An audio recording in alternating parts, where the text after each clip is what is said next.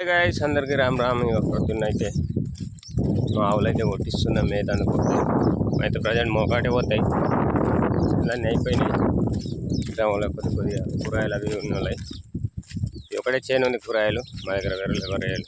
ఇలా వాతావరణం మొత్తం చేంజ్ అయింది. కూల్ ఉన్నది ఇప్పటికైతే, వేడైతే అవుతుంది. కాకపోతే సన్నం చినుకులు పడుతున్నాయి. వర్షం పడుతుందా పడదా గ్యారంటీ లేదు. వెదర్ అయితే మా చేంజ్ అయింది. ఈ ఆవులు కొట్టేసి ఉపాధికి వెళ్ళాలి, గుట్టకు పోవాలి. ఇవాళ రవ్వాల ఫస్ట్ వారం, సోమవారం, ఇది 4వ వారం కంటిన్యూ పోతున్నాం.